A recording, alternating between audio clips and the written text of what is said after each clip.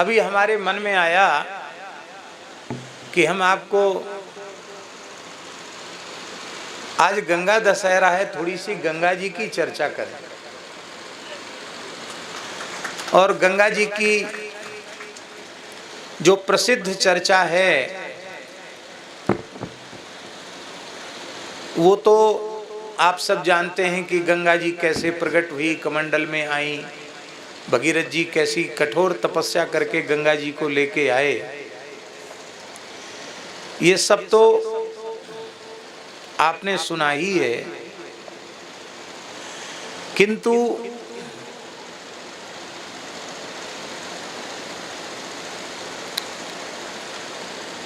श्रीमद् देवी भागवत में गंगा जी के अवतरण की जो चर्चा है वो सबसे विलक्षण है।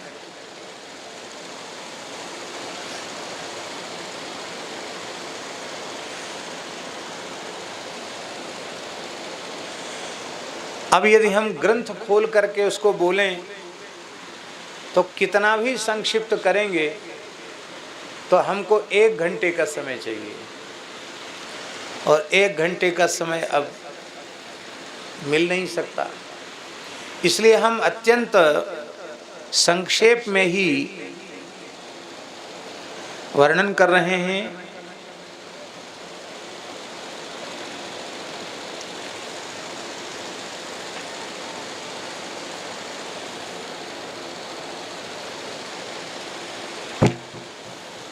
बोलो गंगा मैया की जय। श्रीमद् देवी भागवत में भगवान बद्री नारायण का, नारायण भगवान का और देवर्षि नारद जी का संवाद है। देवर्षि नारद जी बद्री का आश्रम में विराजमान श्री नारायण भगवान के अर्चक हैं। तो एक बार श्री नारद जी महाराज बद्रिकाश्रम पधारे तो उन्होंने श्री नारायण भगवान से यह पूछा कि भगवन, नारद उवाचो केनोपायेन सा देवी विष्णु पादाब्ज संभवा ब्रह्म कमंडलुस्था च श्रुता शिव प्रिया च सा। हे भगवन, ये गंगा जी कैसे प्रकट हुई और कैसे ब्रह्मा जी के कमंडल में आई, कैसे शिव जी की जटाओं में आई और कैसे श्री गंगा जी इस धरती पर सभी जीवों को पवित्र करने के लिए पधारी।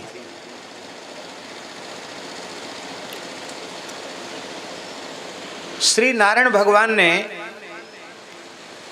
बड़ी विलक्षण कथा कही गंगा जी के अवतरण की।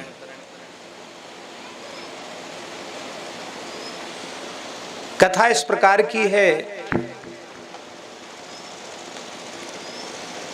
कि एक बार श्री नित्य गोलोक धाम में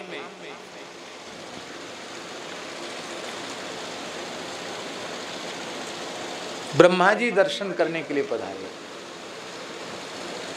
विष्णु भगवान भी दर्शन करने के लिए पधारे और साक्षात भगवान शंकर भी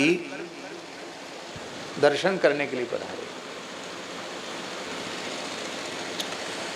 भगवती सरस्वती ने दिव्य रत्न सिंहासन पर निकुंज मंडप में विराजमान श्री राधा कृष्ण का दर्शन करके आनंद विह्वल होकर के भगवती सरस्वती ने अपने हाथ में वीणा लेकर गायन आरंभ किया। अब साक्षात सरस्वती जी वीणा पर गावें, सरस्वती जी गायन करें तो वह गायन कितना मनोहारी होगा। सब आनंद में वेसुध हो गए।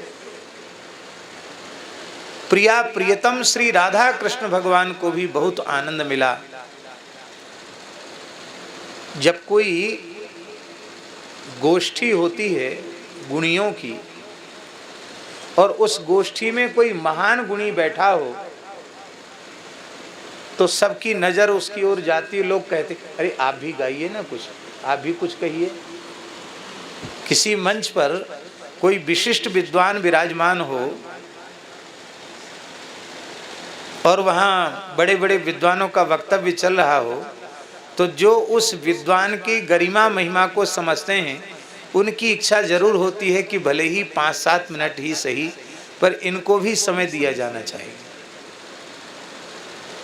तो श्री ब्रह्मा जी ने भगवान शिव से प्रार्थना की कि भगवान, आप तो नटराज राज हैं, संपूर्ण विद्याएं और संपूर्ण शास्त्र, संपूर्ण कलाएं आपसे प्रकट हैं, और आप भगवान के सर्वोपरि भक्त हैं, परम भागवत परम वैष्णव हैं, तो आप गा करके कुछ सुनावें।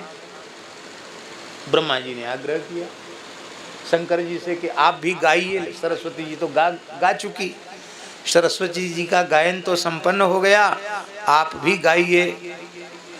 तो भगवान शिव गायन करने लगे। इतनी अद्भुत स्वर लहरी से श्री शंकर भगवान ने गायन किया। इतनी अद्भुत स्वर लहरी से भगवान शंकर ने गायन किया कि उस गायन के को श्रवण करके भगवान श्री राधा कृष्ण पिघल गए, द्रवीभूत हो गए। और श्री राधा कृष्ण जब द्रवीभूत हुए तो उनके वो राधा कृष्ण ही श्री गंगा जल के रूप में वहां प्रकट हो गए। ऐसा श्री देवी भागवत में लिखा है। अब ठाकुर जी कहाँ गए? पूरे गोलोक में जल ही जल हो गया। ये जल कैसा है? शंकर जी का गायन चल रहा है, शंकर जी तो अपनी धुन में गाए चले जा रहे हैं। सब रोने लगे, प्रभु को पुकारा तो उसी द्रव से राधा कृष्ण पुनः प्रकट हो गए और कहा कि यह प्रेम द्रव स्वरूपा श्री गंगा राधा कृष्ण का मिलित तनु है, मिलित स्वरूप है। और भगवान ने कहा कि मेरे गोलोक तक पहुंचने की ये सीढ़ी है। जो जीव श्री गंगा जी का आश्रय लेगा वह नित्य गोलोक का अधिकारी होगा। नारद जी ने गंगा जी के स्तोत्र, ध्यान, मंत्र आदि का भी प्रश्न किया है और भगवान नारायण ने उनका स्तोत्र, मंत्र आदि भी वर्णन किया है। इतना अद्भुत चरित्र है। लिखा है, बहुत सुंदर श्लोक हैं। शिव संगीत सम्मुग्ध श्री कृष्णांग समुद्भवाम। जो शिव संगीत से मुग्ध होकर राधा जी के सहित जो श्री कृष्ण हैं, उनके श्रीअंग से जो गंगा जी प्रकट भई हैं, राधांग द्रव संयुक्ताम ताम गंगाम प्रणमाम्यहम। ये श्रीमद् देवी भागवत के श्लोक हैं। जो राधा रानी के अंगद द्रव से श्री कृष्ण के द्रवीभूत हो जाने से जो प्रकट हुई, उन गंगा जी को हम सब प्रणाम करते हैं। सबसे पहले गंगा जी कहाँ प्रकट भई? नारायण भगवान कह रहे हैं, यज्जन्म सृष्टेरादौ च गोलोके रासमंडले सन्निधाने शंकरस्य ताम गंगाम प्रणमाम्यहम। जिन गंगा जी का सबसे पहले जन्म नित्य गोलोक धाम में हुआ था, रास मंडल में गंगा जी का प्रादुर्भाव हुआ, भगवान शंकर की सन्निधि में शंकर जी के गायन से गंगा जी प्रकट भई। और गोपैर गोपीभिरा कीर्णे शुभे राधा महोत्सवे कार्तिकी पूर्णिमायांच तां गंगाम प्रणमाम्यहम। कार्तिक की पूर्णिमा को रास हो रहा था, उसी में सब देवता दर्शन करने आए थे। और उस कार्तिक पूर्णिमा को ही गोलोक धाम में राधा कृष्ण के श्रीअंग से गंगा जी प्रकट हो गई।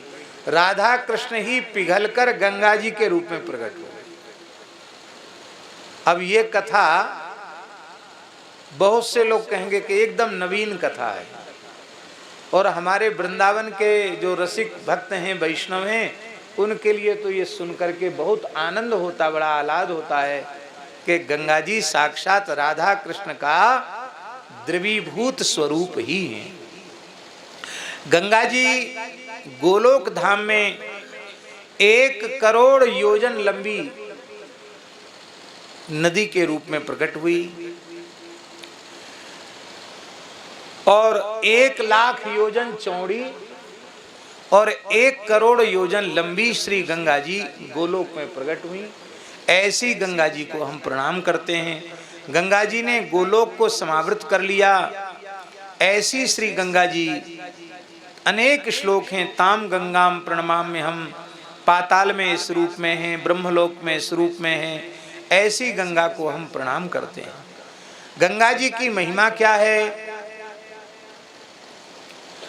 बोले यत्तोय कणिका स्पर्शे पापिनाम ज्ञान संभवः ब्रह्म हत्यादिकम पापम कोटि जन्मार्जितम दहेत। गंगा जी के जल की एक बूंद नहीं, गंगा जी के जल की एक कणिका किसी पापी को भी छू जाए तो उसके अंतःकरण में भी ज्ञान का उदय हो जाता है।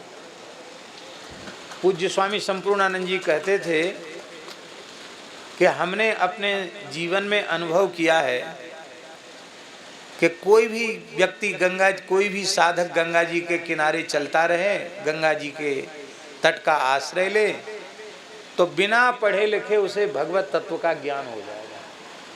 वो कहते हैं हमने ये अनुभव किया है। कोई कुछ पढ़ने लिखने की जरूरत नहीं, गंगा जी का जल पिए, गंगा जी का सेवन करे, गंगा तट पर रहते रहते ब्रह्म ज्ञान हो जाएगा, सब कुछ हो जाएगा। गंगा जी ये साक्षात ब्रह्मद्रव स्वरूप है। और बोले गंगा जी ज्ञान प्रदात्री हैं, ये मैंने अनुभव किया है। और वृंदावन में श्री यमुना जी प्रेम प्रदात्री हैं।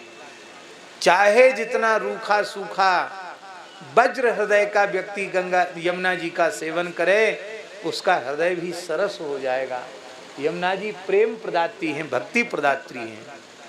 और कहते हैं हमने नर्मदा जी का अनुभव किया, नर्मदा जी वैराग्य प्रदात्री हैं। कोई भी जीव नर्मदा जी का आश्रय ले, उसको निष्काम भाव से नर्मदा जी की परिक्रमा करे, उसको शरीर संसार से पूर्ण वैराग्य हो जाएगा। ब्रह्म हत्या जैसे पाप भी गंगा जी के जल की एक बूंद के स्पर्श से नष्ट हो जाते हैं। ये 21 श्लोकों में गंगा जी की स्तुति यहाँ कही गई है। इसकी बड़ी महिमा का वर्णन किया गया है कि जो इस गंगा जी के 21 श्लोकों की स्तुति का पाठ करता है उसे अश्वमेध यज्ञ का फल प्राप्त होता है, अपुत्र पुत्रवान होता है, भार्याहीन भार्यावान होता है, और रोगी रोग मुक्त हो जाता है, बंधन में पड़ा हुआ बंधन से मुक्त हो जाता है, और जो मूर्ख व्यक्ति है, अस्पष्ट कीर्ति है, वो पंडित हो जाता है, और दुस्वप्न नष्ट हो जाते हैं। और एक विशेष बात लिखी है कि इन 21 श्लोकों का कोई नित्य पाठ करे तो भले ही गंगा जी से हजारों कोस दूर हो, उसको गंगा स्नान फलम लभे, गंगा स्नान का फल उसे प्राप्त हो जाएगा। इन्हीं श्लोकों से भगीरथ जी ने गंगा जी की स्तुति की थी और गंगा जी उनके साथ चलने के लिए तैयार हुई। यह बात भी श्री नारायण भगवान ने नारद जी को बताई।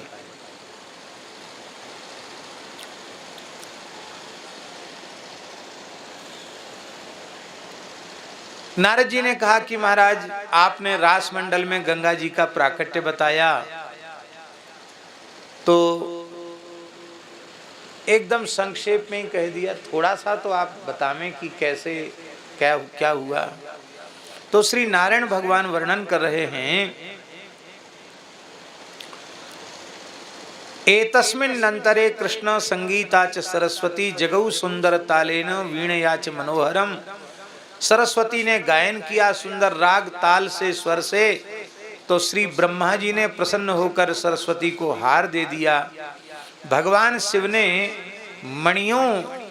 मणींद्र सार और ब्रह्मांड दुर्लभ जो मणियों में सबसे श्रेष्ठ मणियां हैं, उनका हार भगवान शिव ने सरस्वती को प्रदान किया।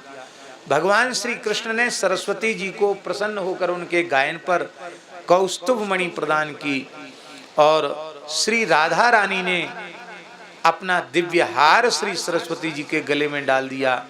नारायण भगवान ने अपनी बनमाला प्रदान कर दी और भगवती महालक्ष्मी ने स्वर्ण के कुंडल सरस्वती जी को प्रदान किए।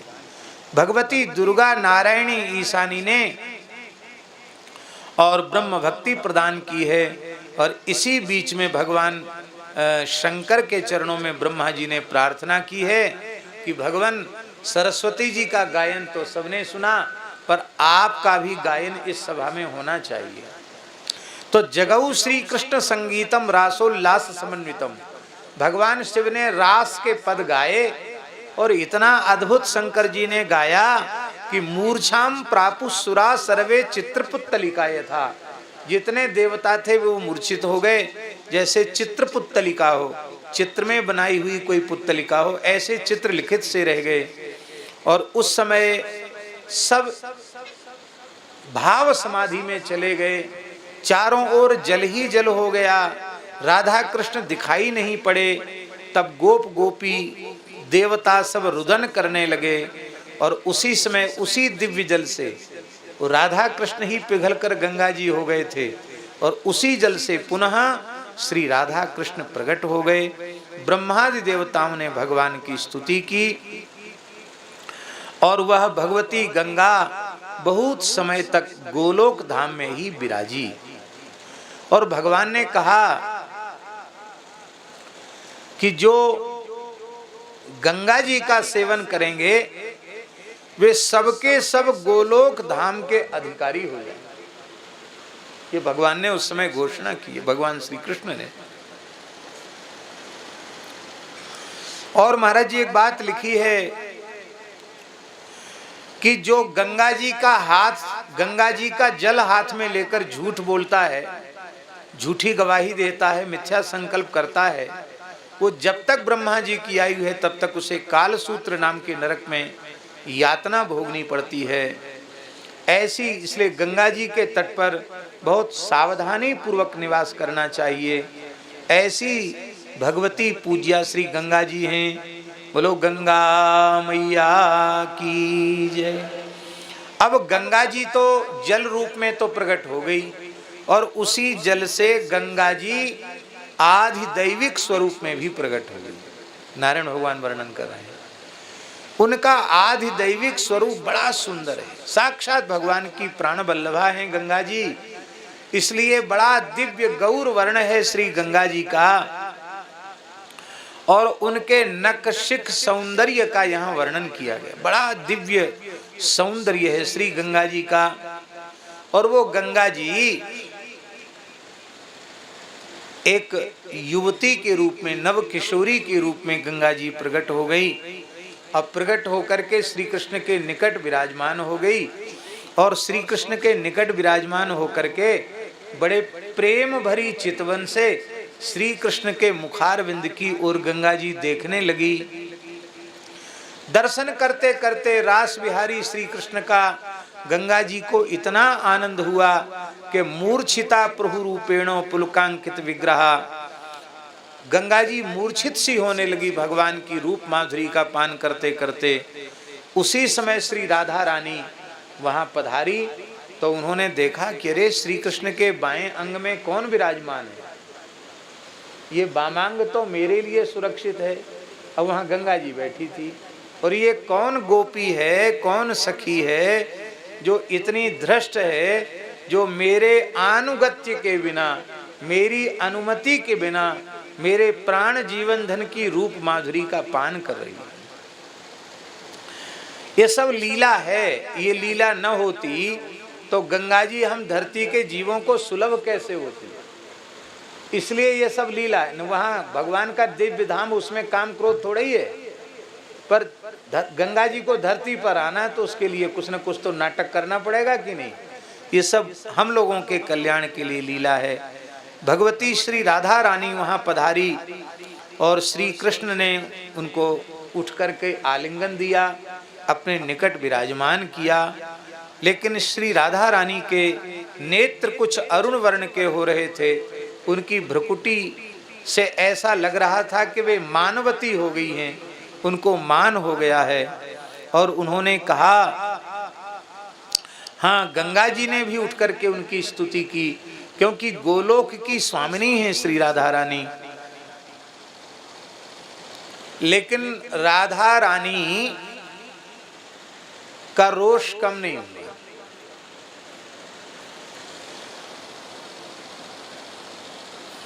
तो गंगा जी ने सोचा कि अब क्या करें भाई, गोलोक की स्वामिनी तो यही है, मालकिन तो यही है, और मालकिन ही जब नाराज हैं तो हमारा तो बहुत कठिनाई से यहाँ गुजारा होगा। तो श्री गंगा जी तत्काल अपने दिव्य स्वरूप से श्री कृष्ण के चरण कमल में विलीन हो गए। क्या हुआ?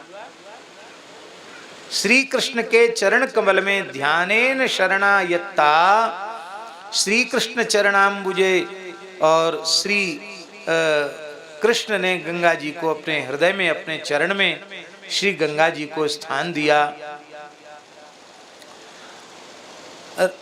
राधा रानी ने पूछा कि भगवान, ये कौन थी जो इतने प्रेम से आपको निहार रही थी?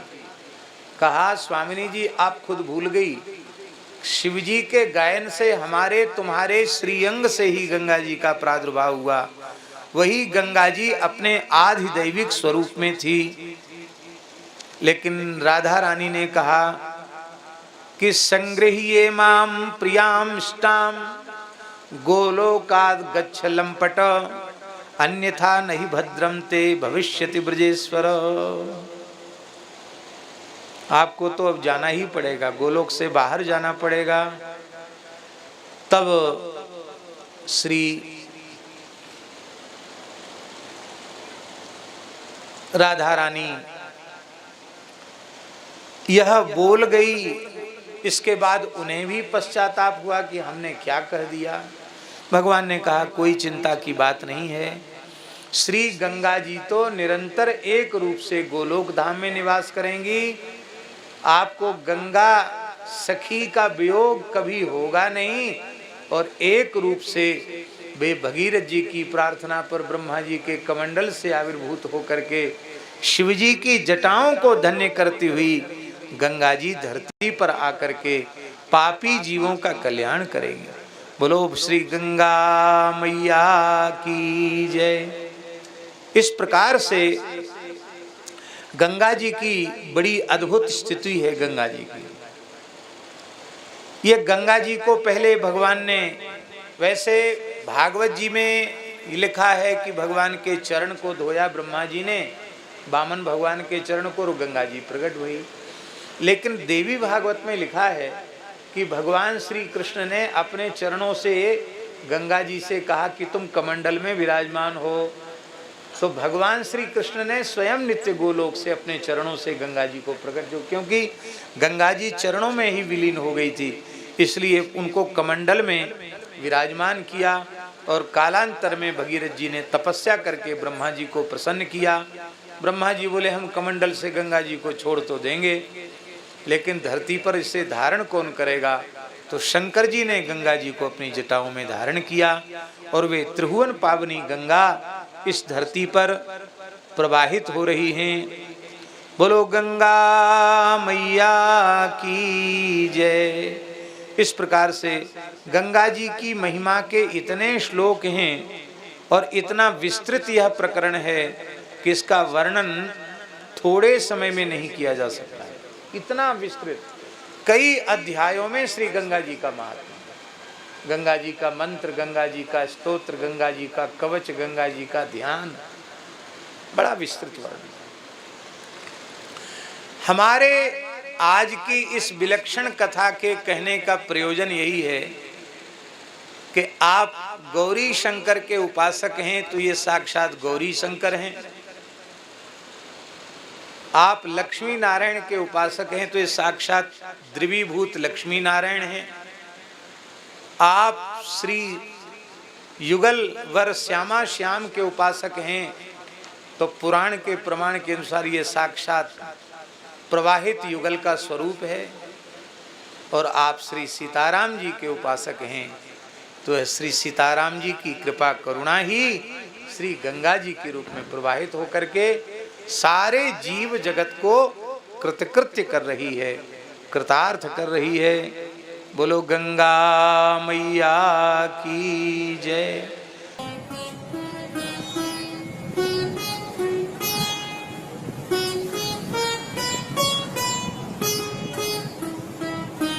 श्री सीताराम प्रतिदिन सत्संग एवं दर्शन के लिए श्री महाराज जी के ऑफिशियल चैनल को जरूर सब्सक्राइब करें।